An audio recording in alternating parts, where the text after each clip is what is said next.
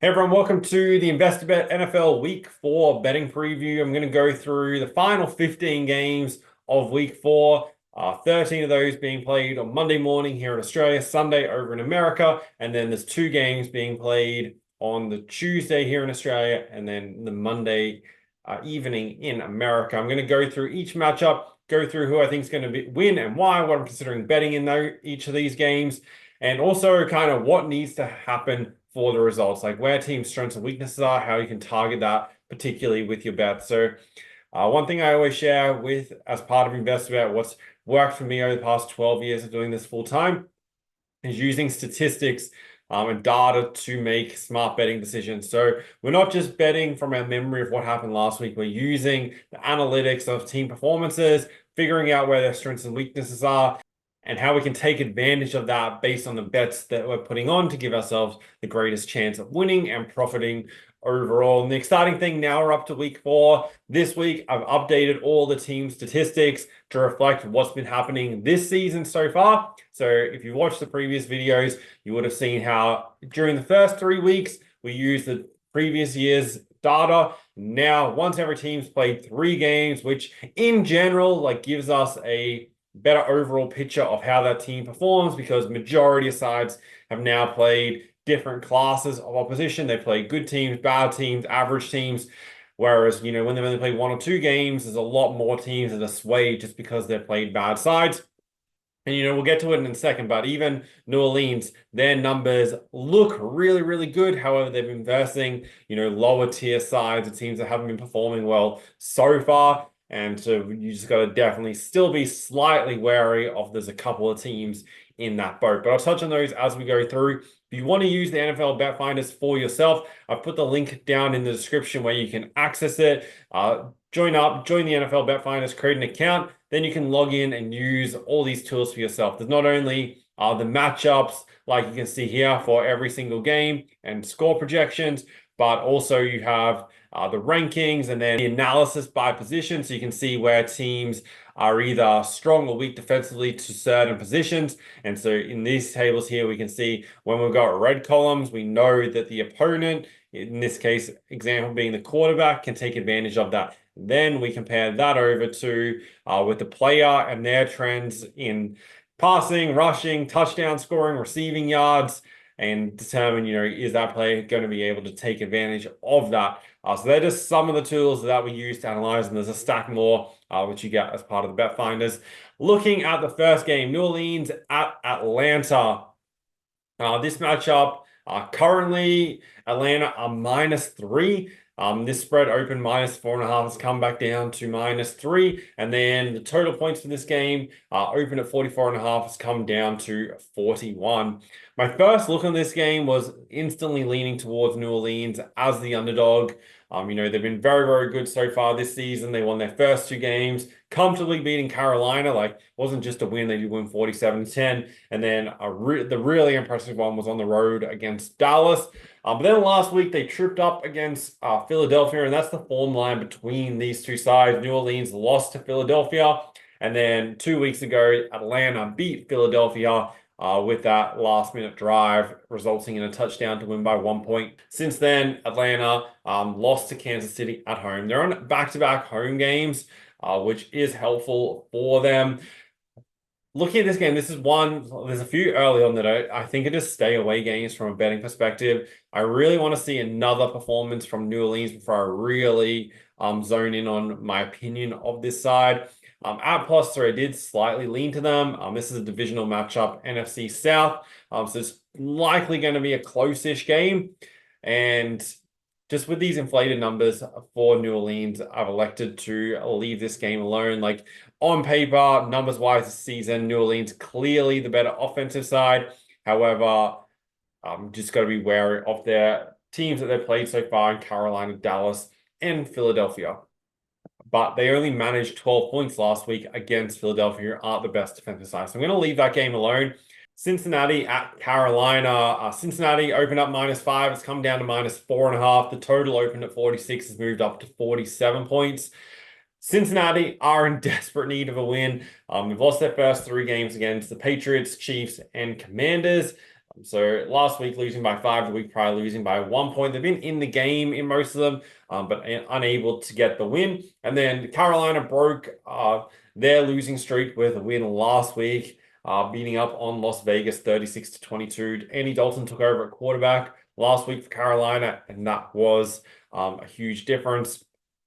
There's a lot of motivation for Cincinnati to be winning this game, but personally, I can't back them to do so. I want to see another game with Dalton playing quarterback for Carolina and see how that goes.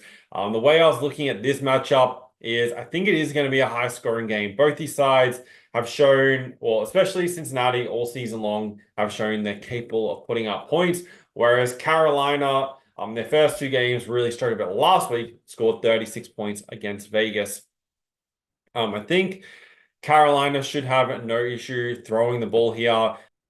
Last week, Dalton had 319 yards in his 1 game last season. He had 361. And if we look at the pass defense for Cincinnati, you'll notice here teams have the least number of pass attempts against them. So the overall numbers of opponent passing yards is slightly skewed by that. But passing completion rate for the opponent ranked 30th in the league, so very low there. And yards gained per pass attempt ranked 20th in the league. So if Carolina are completing their passes, then they should have no issue making yards up the field. So I don't mind the overs on Andy Dalton's passing yards. I think he can have 225, 250 plus in this game.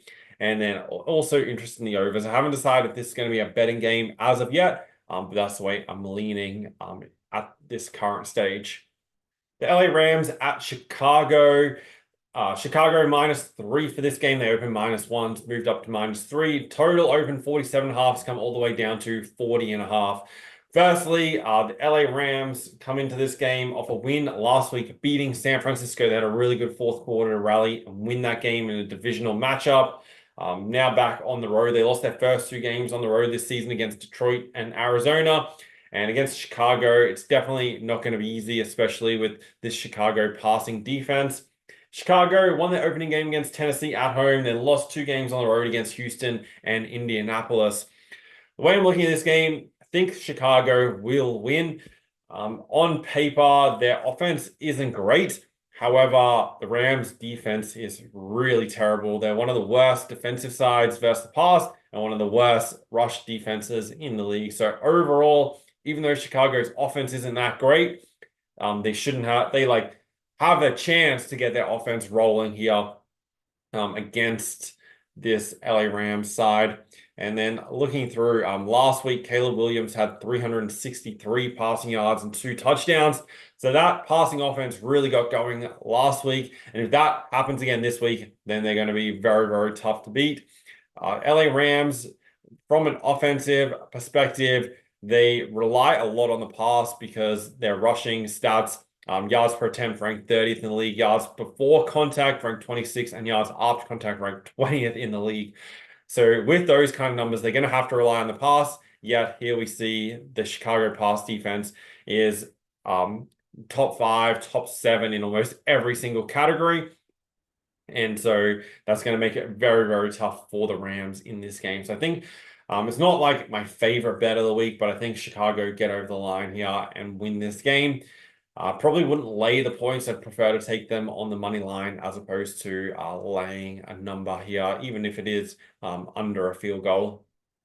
Indianapolis opened a half-point favorite for this game. The line switched around. Pittsburgh now -2. Total opened at 44.5, down to 40 as it currently stands. Pittsburgh coming to this game, winning all 3 matches so far against Atlanta, Denver, both on the road, then winning last week against the Chargers 20 points to 10. Now they go back on the road.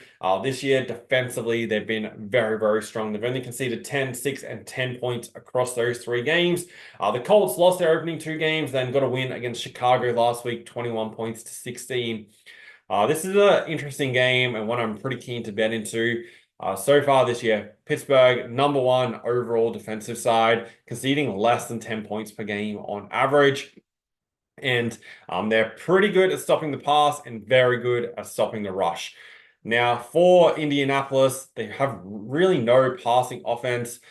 Completion rate is worst in the league. When they do generate a completion, they can get those big plays. Yards gained per completion ranked first in the league.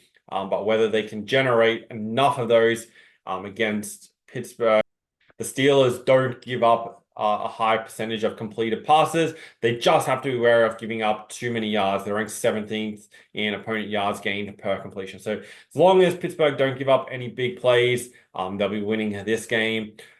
From a rushing perspective, this is where the key is for Indianapolis. They can run the ball both at quarterback through Richardson and then also through the running back. But Pittsburgh are the best rush defense, realistically top 3, but probably categorize them overall as the best rush defense in the league, which makes it very, very tough for Indianapolis Colts to get that running game going. On the other side, Pittsburgh should have no issues at all running the ball. As long as they're able to continue these yards gained after contact, they should increase the yards gained before contact, especially against side to give up the second most rushing yards per opponent, and they only average in yards gained per attempt. So the rushing yards for Najee Harris for the Steelers, he should be able to rack up a high number in this game. So far this season, he's had 70, 69, and 70 across 3 games, and did end last season with a number of games. He's averaged overall 62 yards on average, medium 67. So I think he's primed for a big game. I think that Pittsburgh will rely on the run to dominate and control this game on the ground. And then, as we're seeing, that Indianapolis shouldn't be able to really get their passing game going here against the Steelers. Minnesota at Green Bay. The Packers opened this line at -5.5. It's come down to -3. Total open at 46, down to 44 as it currently stands. The key question mark in this game is whether Jordan Love is going to play. He's currently listed as questionable. If he does play, he's likely not going to be at 100%, but it is a divisional matchup between these sides, so he potentially may get back in. The Vikings are 3-0 to start the season. Winning dominantly in their opening game against the Giants, got over the line against San Francisco at home, and then a dominant win last week against Houston, 34 points to 7. And as my main underdog tip of the week, that worked out really, really well. Then for the Packers, they lost their opening game down in Brazil against Philadelphia, and then they've won their next 2 against the Colts and the Tennessee Titans. This is a really, really interesting game. From a betting perspective, I slightly lean towards the Vikings at the +3, but I feel like it's a little bit of a trap. Like their performance last week, I am surprised they're not a little bit shorter. So I'm going to stay away from, just playing a side in this game. But the betting angle that I really want to target is around Aaron Jones. Returns to Green Bay this season. He's played 3 games now for the Minnesota Vikings, and has been really, really good in all 3, really. Had 94 yards in his first game, 32 in week 2, and then 102 last week. And then from a receiving perspective as well, he had 15, 36, and 46. That number continues to grow. For this matchup, I think he's going to have a good game. The Packers give up the 28th most receiving yards. I think Aaron Jones should be able to generate a number of receiving yards. And then from a rushing perspective, I think he can get his run game going. So I'll be looking at him on the rushing plus receiving markets. I think he's due for a big game, especially against the Packers. You got to always keep an eye out for when these players are playing back against their old side. The Packers' run defense isn't that bad, but it's not really all that great either. And in what I think is going to be a close game, then I don't think there's going to be too many huge plays, and the Vikings can rely on Jones to be picking up those first downs, getting a 5, 6, 7-yard gain on first down, and it should work out really well to push his numbers over. And I think he's going to get plenty of attempts as well in this game, be very, very involved. Jacksonville at Houston. For this matchup, Houston opened -3.5, is pushed out to -5.5, and the totals come down from 47 to 44.5. Jacksonville still in search of their first win this season. They've been really bad. They lost their first 2 games by close margins against Miami and Cleveland. Two fairly like low-rated sides who, have injuries, have issues so far this year. And then they were hammered by Buffalo 47-10 last week. Back-to-back games on the road for Jacksonville. And then for Houston, they started the season with 2 wins against Indianapolis and Chicago. And then last week were hammered by the in-form Minnesota Vikings. They get back home here, which I think is really, really important for them. They're the better offensive side and better defensive side. And all you really need to do is forgive last week against Minnesota, and Houston really looked to stand out in this game. I do expect them to generate a high number of passing yards as well. Their rushing offense isn't all that great, but Joe Mixon is still questionable for this game. So without him, they're going to have to rely on the pass. And the Jacksonville Jaguars are one of the worst pass defenses in the league. They are coming off like that game against Buffalo, where Josh Allen had a big game, but didn't really rack up too many passing yards. But I think CJ Stroud should have a big game here, and I'll be looking at his passing markets to capitalize on this Jacksonville defense, especially considering they shouldn't be able to make too many yards on the ground. And also, if like Jacksonville do hang around, then that'll really like the desperation for the Jaguars will be there to avoid going down 0-4 to start the season. And so if they're hanging in touch, that'll keep Houston passing the ball. Then we have Denver at New York. New York big favorites here. They open -6, pushed out to -8. Total open at 43 has come down to 39.5. Definitely like in the NFL, if you want to back overs, wait until later to take them.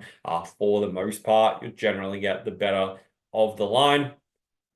This matchup, as with the Jets, big favorites, they're expected to be winning. It's not really a ideal situation for Denver. They're playing back-to-back road games. They played Tampa on the road last week, where they won 26-7, but now need to travel to the Jets. And the Jets are on back-to-back home games after winning against New England back on Thursday Night Football last week. So they're also on extended rest coming into this game. So it's like double ticks for the Jets, back-to-back home games and extended rest, where the Denver Broncos back-to-back road games on the average period of rest and days between games. Do expect New York to be winning this game comfortably. Denver's defense, in fairness, has been really good. They conceded 26 against Seattle in week 1, but then only 13 against Pittsburgh in week 2, and then 7 last week against Tampa Bay. So the last 2 have been really good. However, this is a big step up against Aaron Rodgers' Jets offense. How I think this game is going to play out and how I'm approaching from a betting perspective, I do think New York win comfortably. Probably wouldn't be laying like close to the double digits with them, especially against a good defensive side. However, I think Breece Hall, the running back for New York, is going to have a big game, bring up his numbers overall this season.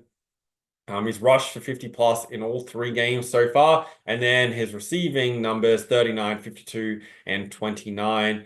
He's also been heavily involved scoring a touchdown in each of the 3 games. And the Broncos defense versus running backs is pretty poor, both in rushing yards, as you can see there, per attempt, ranked 23rd in the league, and receiving yards per game, ranked 14th. And also a high number of targets to the running back. So I think Rodgers will be able to throw the ball out to Hall a number of times in this game, be looking at his rushing and receiving markets to go over the total. Philadelphia at Tampa Bay.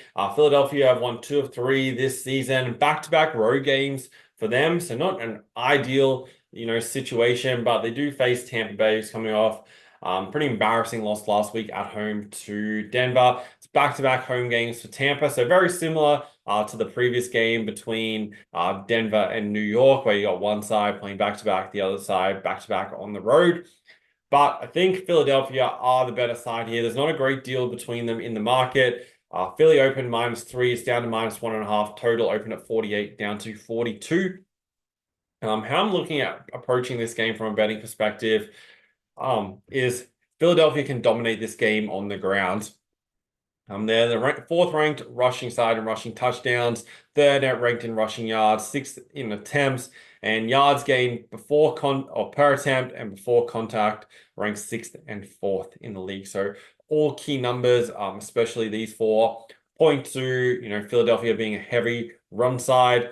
And then from a defensive perspective, Tampa are a pretty solid pass defense. They do give up a number of yards just due to the sheer number of attempts. Obviously, they're playing in front against Washington and also Detroit, who are both big passing sides. So you can kind of ignore that a little bit, but these two numbers, yards gained per pass attempt ranks 6th, and yards gained per completion also ranks 6th in the league. Those are two really, really key numbers that suggest that Philadelphia aren't going to have too much success throwing the ball. Philadelphia are also still without A.J. Brown at wide receiver, so they're going to really have to rely on the run against Tampa. There's no better team to do that. They're ranked 25th in the league in opponent rushing yards, 23rd in opponent attempts, and ranked 26th in yards per attempt. So Philadelphia should get plenty of yards on the ground here. So I'm going to play two players most likely for this game, because if we bring up the positional matchup here, we're going to come down to the next level. Defense versus quarterback rushing, you'll notice Tampa bottom 2 in the league in majority of those categories. And then defense versus running back. So yards per game, they're ranked even, but yards per attempt ranked 30th in the league. So for the quarterback, Jalen Hurts should have a big game on the ground, and it doesn't really take much for him to do that. He's had 33, 85, 25 through his first 3 games. He gets an easy matchup here.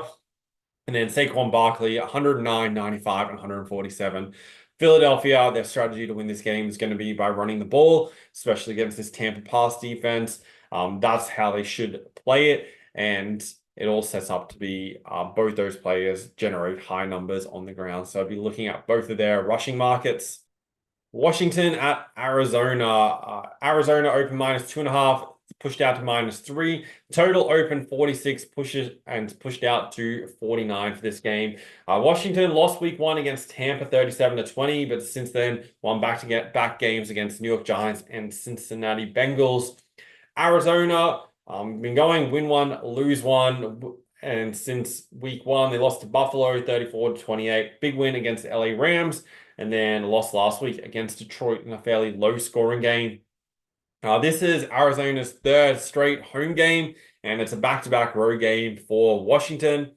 Both these sides are really poor defensively. If you look at their numbers, Washington overall are just one of the worst offenses, and both, especially passing defense and rushing defense, isn't a great deal better. And then for Arizona, they're a bit below average in most categories. Pass defense is really poor. Even though you've got like a few green numbers here, their league rankings are very, very low.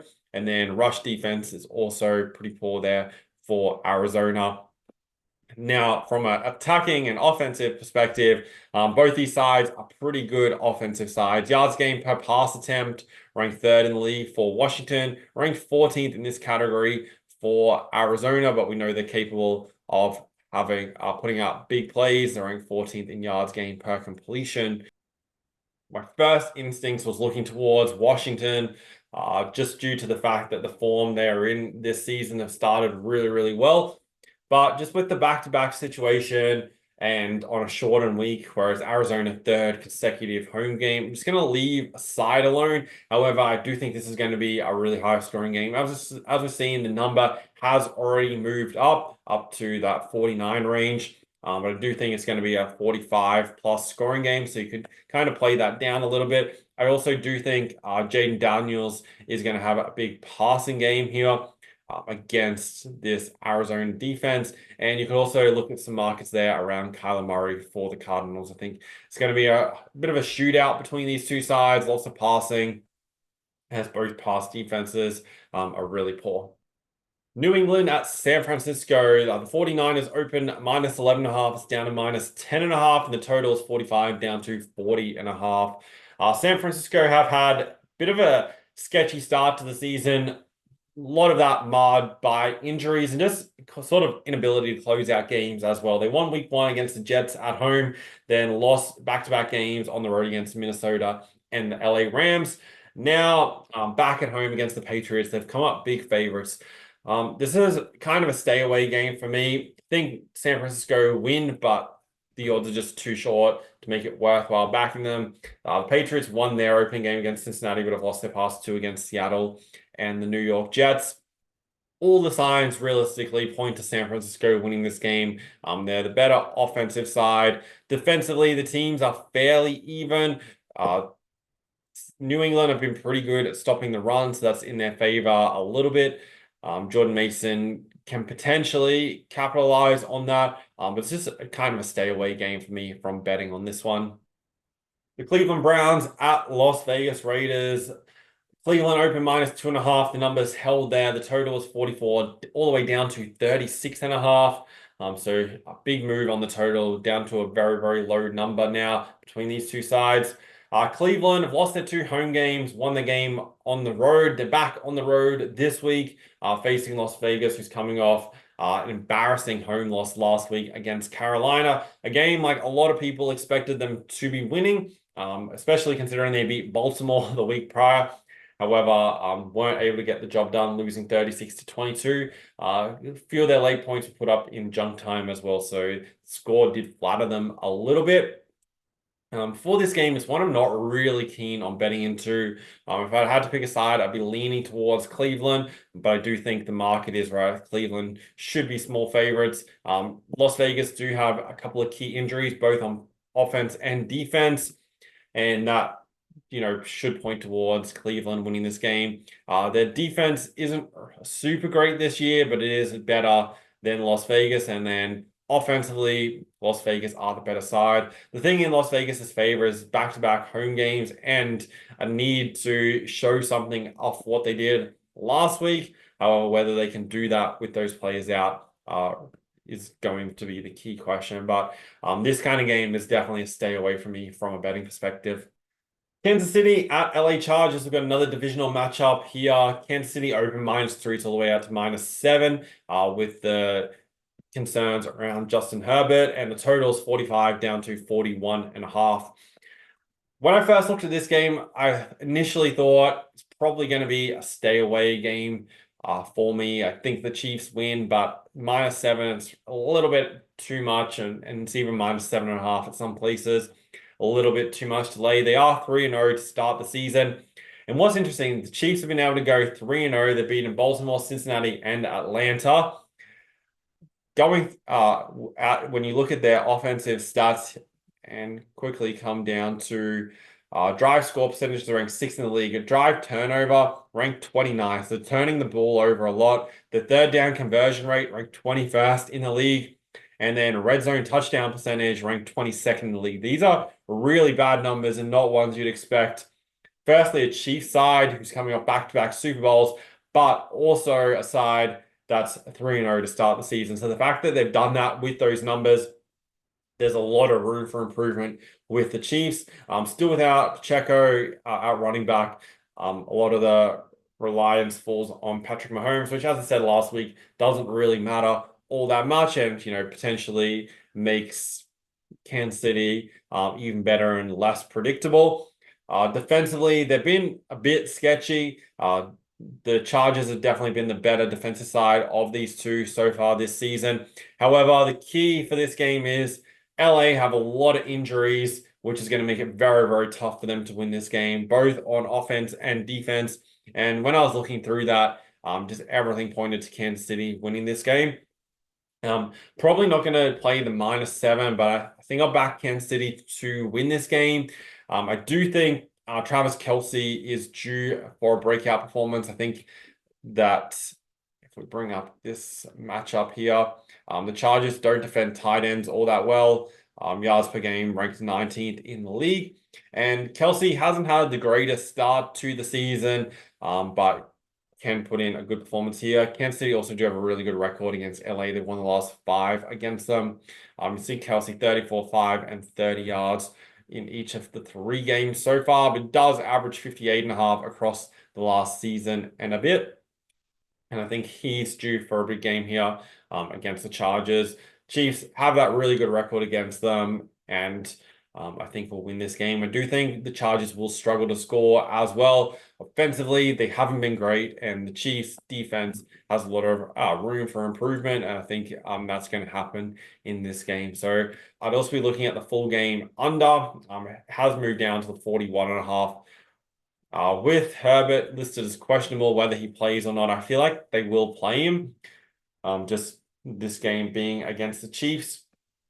But they only managed 10 points last week against Pittsburgh, and the 26 points they scored the week prior against Carolina's defense. I really can't see the Chargers scoring over 20 points in this game. That's definitely sure. The only way I feel like it goes over is if Kansas City have a huge game on offenses, which is like the thing you got to be really careful of. Backing unders in this game, as it can just be, the offense gets rolling in a game. But I potentially look at Chiefs winning, Chargers team total to go under, Kelsey receiving yards as well to go over. Buffalo at Baltimore. This is probably the best game of the week, and it's the primetime game late on Monday here in Australia. Buffalo for this game are slight underdogs, even though they're 3-0 to start the season, and the Ravens are 1-2. Baltimore open -3.5. It's come down slightly to 2.5, and the total has stayed at 46.5 since opening. At first thought on this game, I thought Buffalo probably going to be hard to beat, especially I feel like the slight value is with Buffalo here as an underdog. I have the odds for this game at closer to a pick'em, as it could $1.90 either side. However, that's not the case here. So slightly lean the value with Buffalo. However, at home here for Baltimore, this is a big game for them. They lost their season opener at home against Las Vegas, and they'll be keen to bounce back. They got the win against Dallas last week by 3 points in the end. They did let Dallas hang around in that game. They can't make this mistake here with Buffalo and that offense led by Josh Allen. They've been flying this season 34, 31, and 47 in each of their first 3 games. From a betting perspective, I'll be looking at the total in this game. I was expecting a number at the 48.5, 49.5. It is a primetime game, which have a tendency to go under, but I think the way this game matches up, everything points towards it going over the number. Both these sides are high-powered offenses. If you look at the overall, Buffalo averaging 37 a game, Baltimore averaging 23 a game, but yards per play for Baltimore, 6.6. Both passing offenses are pretty good, and we know Baltimore can generate those extra yards on the ground as well. So they're a dynamic offense that can both run and throw the ball. Defensively, Baltimore are the slightly worse defensive side, but especially their pass defense is really, really poor. So Josh Allen, his passing yards for this game, I'll be looking at the overs for that, especially with Buffalo as the underdog. I think if Buffalo are trailing, he's going to have to be airing the ball out. They're not going to be able to generate enough yards on the ground, even with James Cook at running back. It's just not going to happen against Baltimore. So they need to attack the pass defense.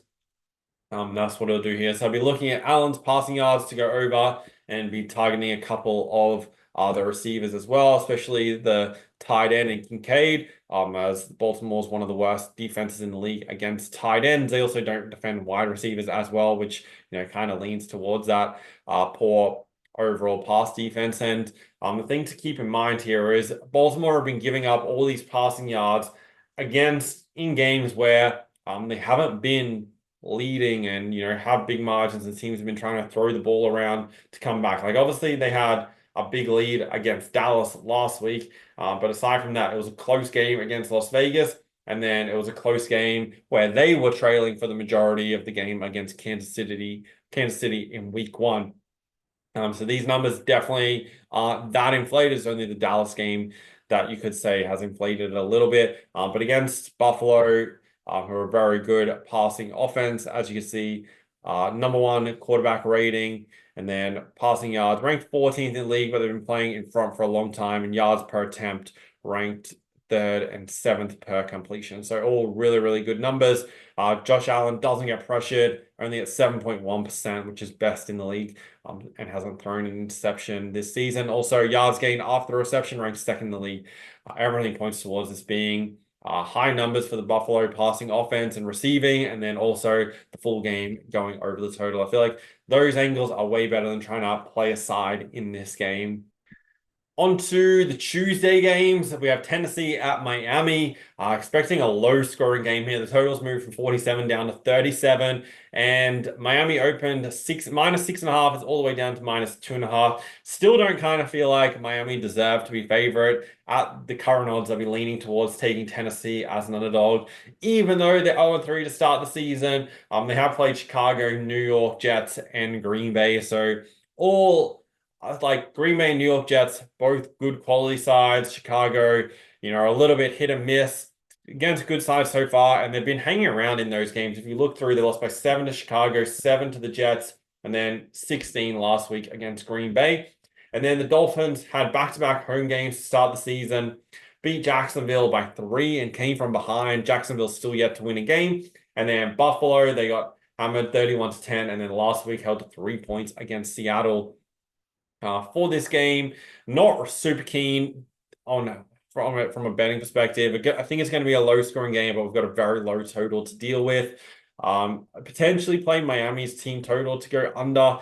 If I had to pick something, expecting the number around 20. I haven't checked it at this stage, but I'll be leaning towards that going under. Tennessee are the better defensive side, and especially considering the standard of opposition they've played so far, I think that holds them in a really good stead here against Miami, who have obviously issues at quarterback, especially early in the season, which isn't ideal and look kind of to be in for a bit of a tough season.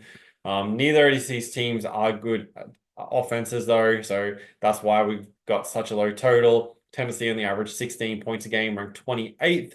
And then Miami are only averaging 11 points, ranked 32nd in the league. It's probably going to be a game that, touchdowns. So I'd be like, there's only 2 games on Monday. And I really like this on Tuesday, sorry. And I really do like how they're playing the 2 games on Tuesdays. But this game, be cautious of touchdown bets. Just with these 2 teams going up against each other with only the couple of games on, can be tempting to try and find more bets and, take some touchdown scores, those kind of things. But in this game, I'd be very, very cautious of it, as expected to be low scoring. And then final game, Seattle at Detroit. Detroit open -6. It's down to -3.5. Total is 49, down to 46.5. Seattle undefeated to start the season. They've beaten Denver, New England, and Miami. So they've beaten up on 3 kind of bad teams. And then Detroit won week 1 against the Rams, lost by 4 to Tampa, and then last week beat Arizona 20-13. They are back at home. This game, from a betting perspective, Seattle are a very, very good pass defense. If you look through their pass defense numbers, it's top tier, number 1 in opponent passing yards and also yards gained per attempt and per completion. This means that Detroit's not going to be able to throw the ball that easily against them. So they're going to turn to the run and try to find success that way. And they are a good rushing side, ranked 4th in rushing yards per game, yards per attempt, ranked 8th, and also highly rated in before and after contact. So against this Seattle run defense, I think they can have success. Montgomery plays running back for Detroit, and we can look overall this season. He's had 91, 35, and then 105 yards last week in the game against Arizona. He looks set for a big game. Be looking at his rushing yards to go over. Wouldn't play it on the receiving plus rushing or anything like that. I think majority of the success is going to be on the ground, and his receiving numbers are a little bit inconsistent, especially if you go back through last season.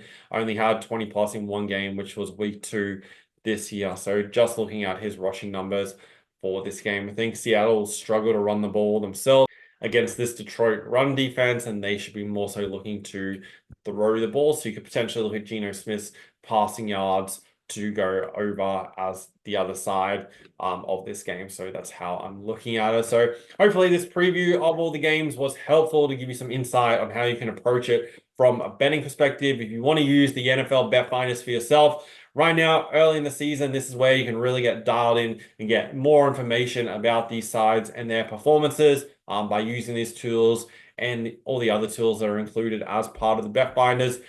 Definitely try it out. Use it if you're keen on betting on the NFL.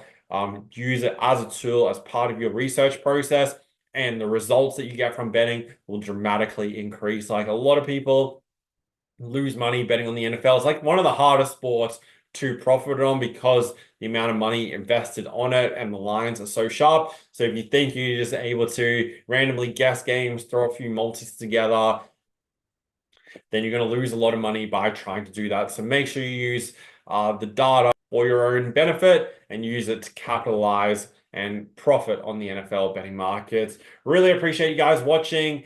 Make sure, if you're not already, you're subscribed to this channel and you have notifications on so you don't miss any of the other videos coming up right throughout the NFL season. Thanks guys for watching, and good luck with your bets this week.